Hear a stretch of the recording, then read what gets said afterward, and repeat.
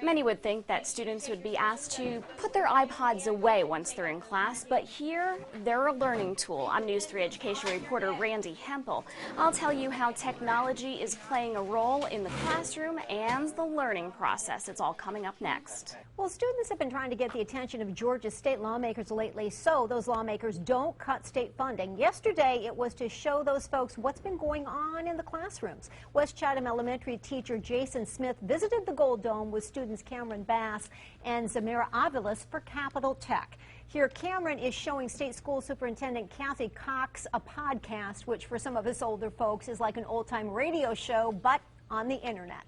It was a blast, and a lot of different representatives came up and visited with the students, and they were very interested, very receptive of what they had to say.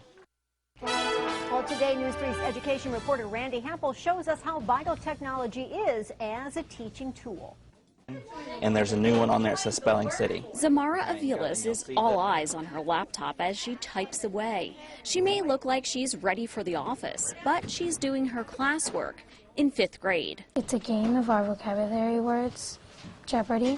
Technology trumps the textbooks in Jason Smith's West Chatham Elementary 5th grade classroom. The Soviet Union and invaded it. This group of students is learning about World War II through web-based cartoons. When you're reading through your textbook, you concentrate and you're there all day. But if you're using a laptop or listening to it on an iPod or something, I don't know, I guess it's just easier. That's because students like Cameron Bass are growing up in high-tech times. It's setting them up and it's helping them get ready for when they get ready to get jobs, but it's also, you know, with students today, they're raised with the technology. They're raised with video games, with computers, with Facebook, with MySpace. And the iPod. Here, they're listening to books. Some people, they learn better by listening to stuff.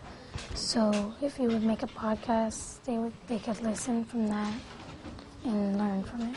Smith says if students make a podcast, they're more likely to download them at home.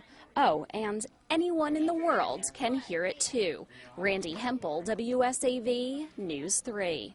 And this is the second year that West Chatham Elementary School has received a technology grant from the federal government. The school worked with the Educational Technology Center through Armstrong Atlantic State University.